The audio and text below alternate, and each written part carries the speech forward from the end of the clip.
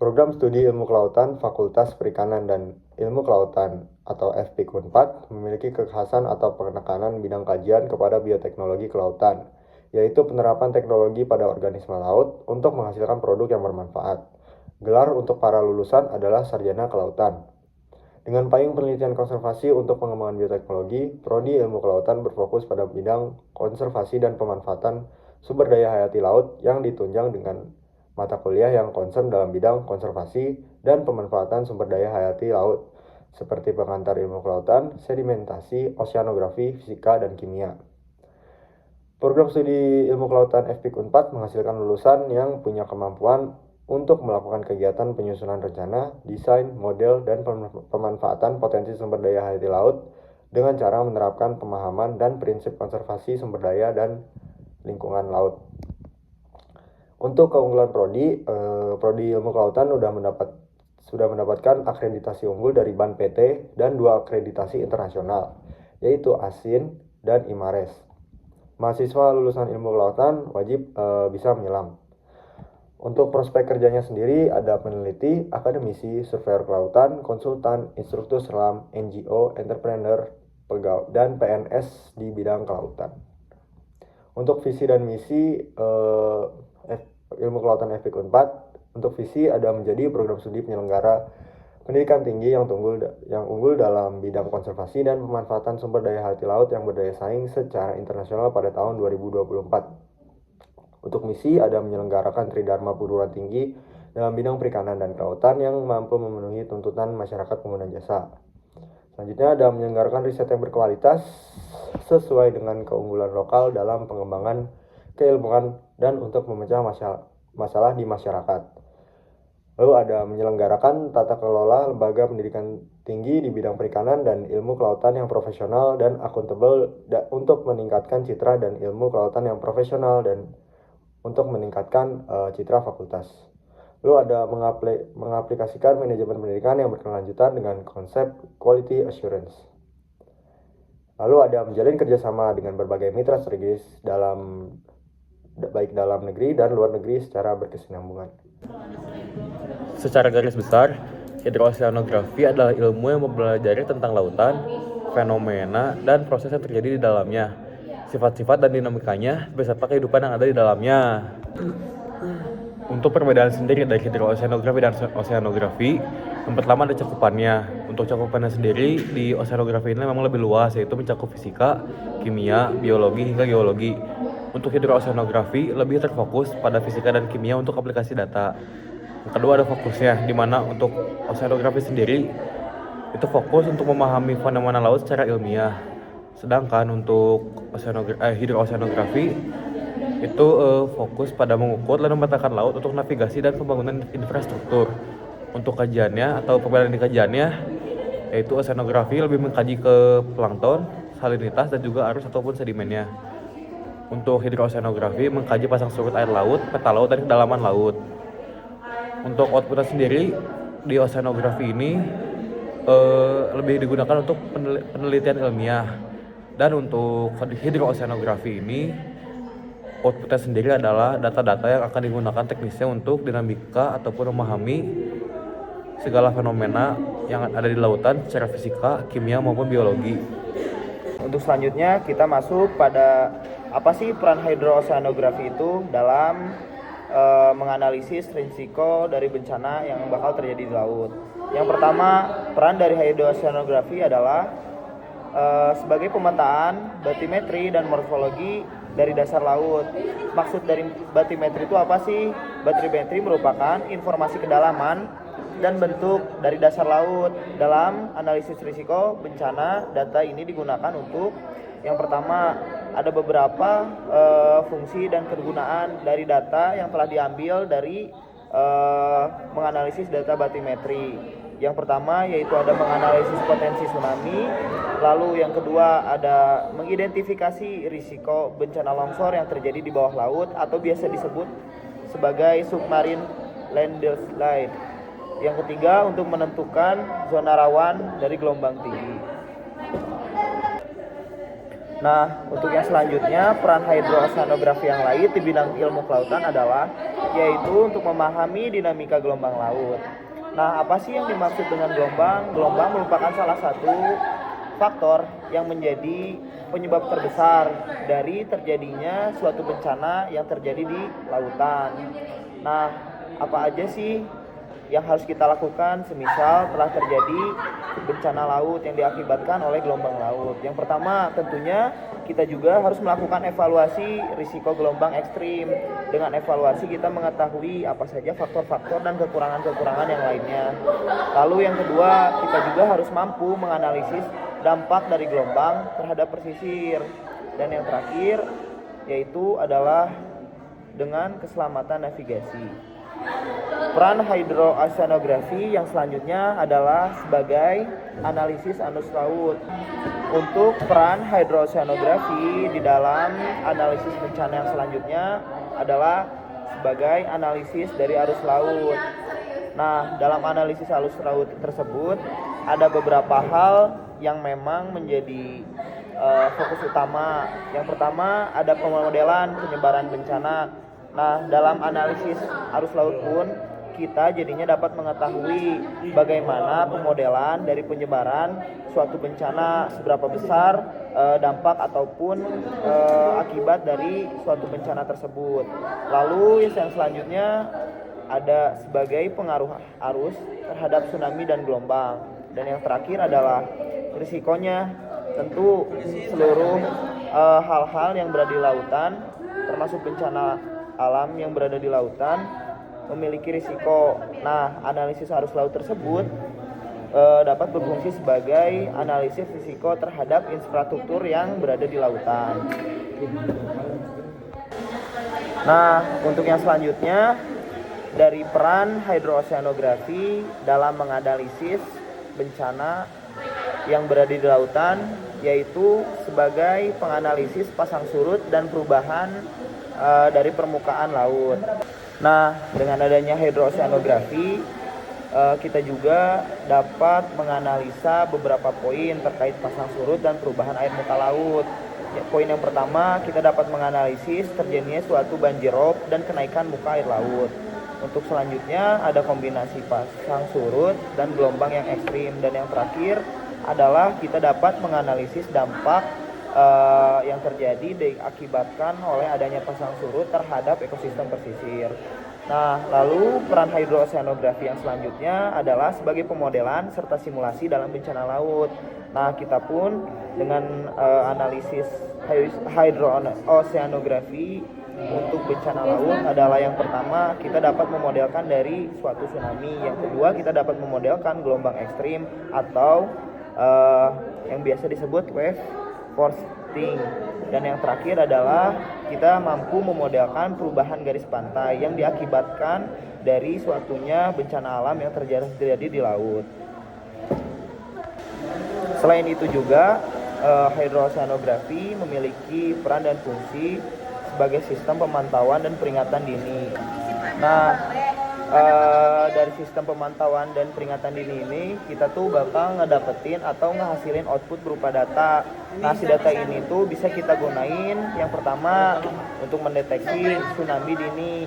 Jadi data-data yang kita ambil dari dinamika kelautan tersebut kita bisa menghasilkan output juga berupa hasil terdeteksinya tsunami dini. Lalu untuk yang kedua kita dapat memantau gelombang ekstrim sebelum terjadinya badai. Dan yang ketiga kita dapat mengirim peringatan secara cepat dan siaga kepada masyarakat terkait akan terjadinya suatu bencana di laut. Selain itu juga peranan hidrooceanografi dalam analisis bencana laut yang selanjutnya adalah mampu menilai risiko terhadap infrastruktur dan aktivitas yang ada di lautan. Nah, dalam poin ini kita dapat menganalisis beberapa poin-poin penting seperti perencanaan pelabuhan, perlindungan pesisir, serta aktivitas industri offshore. Lalu yang terakhir, peran dari hidrooceanografi dalam menganalisis bencana laut adalah sebagai manajemen wilayah pesisir atau coastal zone management. Nah, selain peran hidrooceanografi dalam menganalisis dampak bencana laut, Selanjutnya juga kita dapat menemukan pengaplikasian hidrooceanografi dalam kehidupan sehari-hari tentunya. Nah, untuk apa aja sih? Yang pertama tuh ada keselamatan dan aktivitas nelayan. Lalu yang kedua sebagai informasi pasang surut. Yang ketiga transportasi dan navigasi laut. Yang keempat tentunya dalam bidang ekonomis, pengaplikasian hidrooceanografi juga dapat diterapkan dalam bidang wisata bahari. Lalu yang kelima pun ada dalam bidang budidaya perikanan.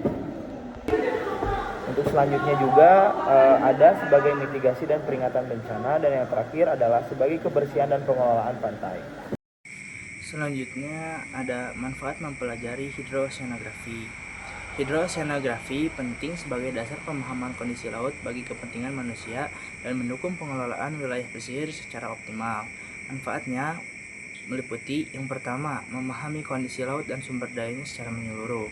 Kedua, menunjang keselamatan pelayaran melalui data kedalaman dan pemetaan dasar laut. Yang ketiga, menjadi dasar rekayasa dan pembangunan infrastruktur pesisir serta lepas pantai. Yang keempat, mendukung prediksi dan mitigasi bencana laut seperti tsunami guna meningkatkan kesiapsiagaan. Selanjutnya, ruang lingkup hidrooceanografi. Yang pertama ada batimetri. Batimetri berfungsi untuk mengetahui bentuk, kontur, dan kedalaman dasar laut guna berfungsi sebagai navigasi dan pembangunan pelabuhan. Kedua, pasang surut air laut, arus, dan gelombang. Berfungsi sebagai pengukur dinamika fisika laut untuk pelayaran dan analisis perubahan perairan. Yang ketiga, data fisika kimia laut. Data fisika kimia laut berfungsi untuk memperoleh parameter seperti suhu, salinitas, densitas, pH, dan oksigen terlalu yang mempengaruhi kualitas dan sirkulasi laut. Yang keempat, meteorologi maritim. Meteorologi maritim berfungsi untuk menganalisis angin, menganalisis tekanan udara dan cuaca laut untuk prediksi cuaca dan keselamatan pelayaran. Yang kelima, ada survei navigasi dan rekayasa laut. Yang kelima ini menyediakan data untuk peta laut, desain pelabuhan, dan struktur lepas pantai. Terima kasih. Menurut Undang-Undang Nomor 32 Tahun 2014 tentang Kelautan, konservasi adalah upaya perlindungan, pelestarian, dan pemanfaatan sumber daya alam laut dan ekosistemnya seperti mangrove, padang lamun, terumbu karang, dan biota laut agar tetap bisa untuk terus ada di generasi sekarang maupun di generasi selanjutnya. Konservasi memiliki 3 pilar utama. Yang pertama adalah perlindungan, yaitu menjaganya dari kerusakan atau bisa dibilang upaya pencegahan.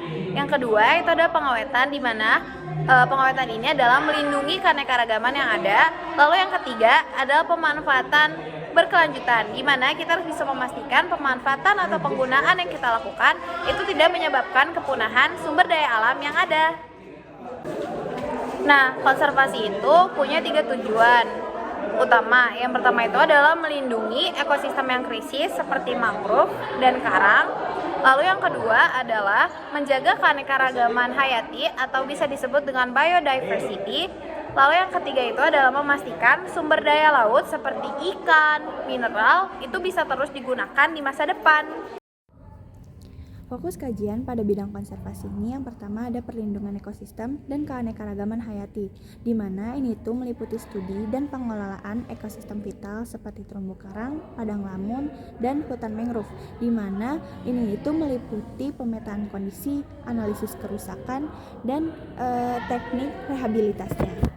Yang kedua itu ada pengelolaan kawasan konservasi perairan, di mana ini itu meliputi pengelolaan, perencanaan, dan evaluasi keefektivitasan kawasan konservasi laut seperti taman nasional dan kawasan wisata perairan. Yang ketiga, ada pengembangan strategi berkelanjutan. Ini itu merancang kebijakan dan pendekatan pengelolaan sumber daya laut yang mempertimbangkan pada keseimbangan ekologisnya dan kesejahteraan masyarakat pesisir. Dan yang keempat atau yang terakhir itu ada mitigasi bencana dan perubahan iklim. Jadi ini itu meneliti tentang peran ekosistem pesisir. Misalnya hutan mangrove. Hutan mangrove ini mempunyai peran sebagai pelindung dari pasang surut, tsunami, dan lain-lainnya. Lalu di sini ada contoh implementasi di Indonesia. Yang pertama itu pembentukan KKP atau kawasan konservasi perairan dengan sistem pengelolaan zonasi yang ketat. Lalu yang kedua terdapat program perlindungan terhadap terumbu karang, mangrove, serta padang lamun yang merupakan habitat penting bagi berbagai spesies laut. Lalu yang ketiga terdapat kolaborasi pemerintah, masyarakat, serta akademisi dalam memastikan hal tersebut kawasan konservasi itu berkelanjutan.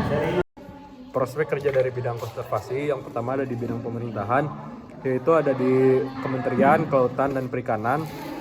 Selanjutnya ada di Kementerian Lingkungan Hidup dan Kehutanan. Lalu ada di Kementerian Kelautan bidang tingkat provinsi atau daerah. Yang kedua ada lembaga swadaya masyarakat, yaitu bisa bekerja di WWF. Terus juga ada di Konservasi Internasional dan Yayasan Terumbu Karang Indonesia. Yang ketiga bisa menjadi konsultan lingkungan, yaitu melakukan studi AMDAL atau analisis mengenai dampak lingkungan. Keempat, bisa menjadi peneliti atau akademisi, bisa bekerja di LIPI atau BRIN atau balai penelitian lainnya. Kelima, bisa bekerja di sektor swasta, yaitu bekerja di perusahaan-perusahaan mengenai kelautan, pesisir, atau sustainable fisheries atau perikanan berkelanjutan. Dan yang terakhir, bisa bekerja mengenai manajemen pesisir, yaitu melakukan manajemen dan pengembangan pesisir. Perkenalkan, nama saya Desta Kumala Dewi dengan NPM akhir 066 dari kelompok 6. Di sini saya akan menjelaskan tentang salah satu dari ketiga payung yang berada di Ilmu Kelautan Universitas Padjadjaran, yaitu tentang bioteknologi. Bioteknologi sendiri merupakan salah satu payung keilmuan yang berada di program studi Ilmu Kelautan Fakultas Perikanan dan Ilmu Kelautan Universitas Padjadjaran. Bioteknologi mempelajari tentang pemanfaatan makhluk hidup, sel, dan juga molekul biologis. Sebelum kita masuk ke bioteknologi modern, ada beberapa hal dasar yang perlu kita pelajari atau perlu kita ketahui. Yang pertama, ada biologi sel. Yang kedua, ada genetika dasar. Yang ketiga, ada biokimia dasar. Yang keempat, mikrobiologi. Yang kelima, bioremediasi. Dan yang keenam, natural chemical product. Untuk penjelasan lebih rincinya mengenai keenam dasar ini akan dijelaskan oleh saudari saya yang lain. Terima kasih. Setelah mengetahui dasar yang kuat, barulah kita dapat memasuki inti dari bioteknologi modern itu sendiri, seperti teknologi DNA rekombinan, kultur sel dan mikroba, serta bioinformatika, dan lain-lain. Yang pertama yaitu biologi sel. Biologi sel ini akan mempelajari tentang apa itu sel, organel sel, dan pembelahan sel. Yang kedua yaitu genetika dasar. Genetika dasar ini akan mempelajari DNA, RNA, protein, lalu ada gen dan ekspresi gen, serta pewarisan sifat, mutasi, dan variasi genetika.